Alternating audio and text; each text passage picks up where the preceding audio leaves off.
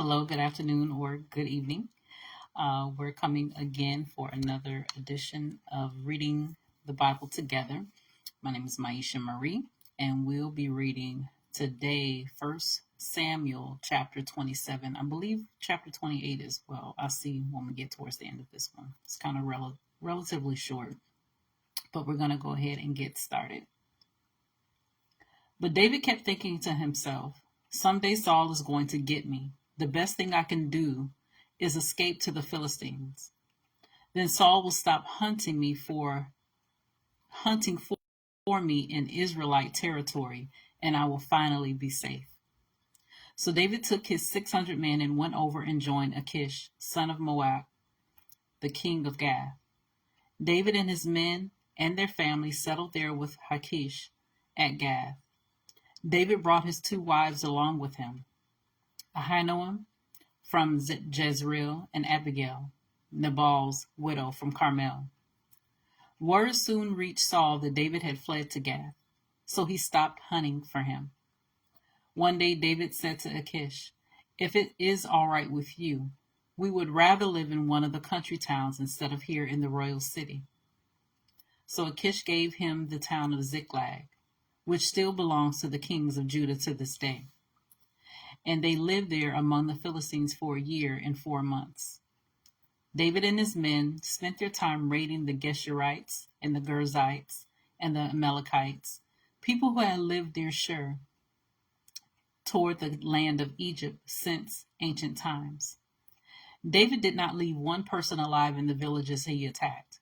He took the sheep, goats, cattle, donkeys, camels, and clothing before returning home to see King Achish. "Where did you make your raid today?" Achish would ask.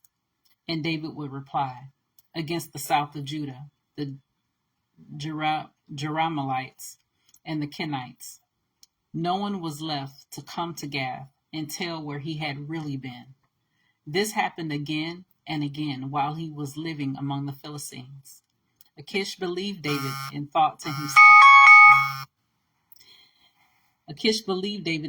himself, "By now the people of Israel must hate him bitterly. Now he will have to stay here and serve me forever." Yeah, we're going to go ahead and read 1 Samuel chapter 28. About that time, the Philistines mustered their armies for another war with Israel. King Achish told David, "You and your men will be expected to join me in battle." "Very well," David agreed. "Now you will see for yourself what we can do." Then Achish told David, "I will make you my personal bodyguard for life." Meanwhile, Samuel had died, and all Israel had mourned for him. He was buried in Ramah, his hometown.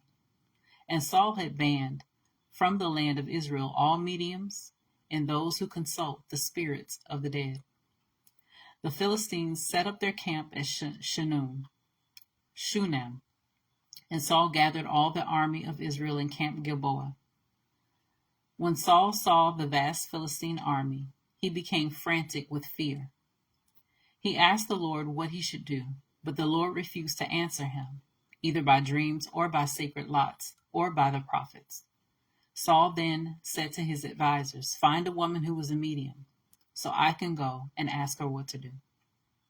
His advisors replied, "There is a medium at Endor." So Saul disguised himself by wearing ordinary clothing instead of his royal robes. Then he went to the woman's home at night, accompanied by 2 of his men. "I have to talk to a man who has died," he said. "Will you call up his spirit for me?" "Are you trying to get me killed?" the woman demanded. "You know that Saul has outlawed all the mediums and all who consult the spirits of the dead. Why are you setting a trap for me?" But Saul took an oath in the name of the Lord and promised, "As surely as the Lord lives, nothing bad will happen to you for doing this." Finally, the woman said, "Well, whose spirit do you want me to call up?" "Call up Samuel," Saul replied. When the woman saw Samuel, she screamed, "You've deceived me. You are Saul." "Don't be afraid," the king told her. "What do you see?" "I see a God coming up out of the earth," she said. What does he look like? Saul asked. He is an old man wrapped in a robe, Saul replied.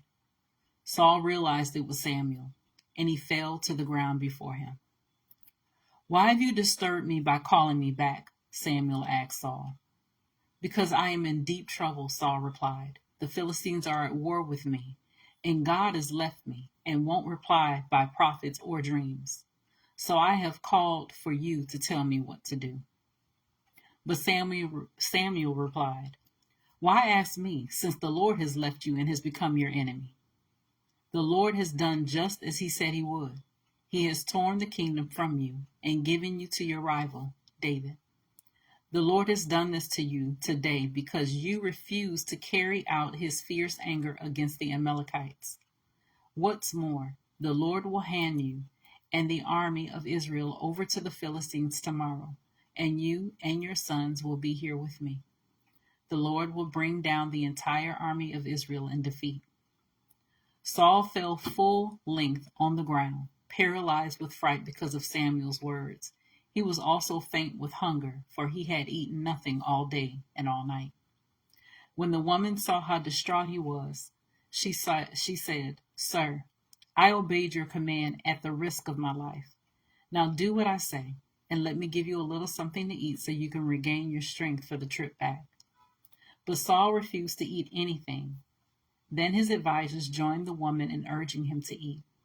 So he finally yielded and got up from the ground and sat on the couch. The woman had been fattening a calf, so she hurried out and killed it. She took some flour, kneaded it into dough, and baked unleavened bread. She brought the meal to Saul and his advisors, and they ate it. Then they went out into the night. So that was 1 Samuel chapter 27 and 1 Samuel chapter 28 from the New Living Translation. And as always, continue to search the scriptures daily to see what is true. Allow Holy Spirit to illuminate the word into your heart, your mind, and soul, bringing knowledge, understanding, and wisdom, and most of all, revelation of who God is, his true nature, his character, and how much he truly, truly loves you. Hey, Sister Claudette. So we'll see you again next time. You guys take care and God bless.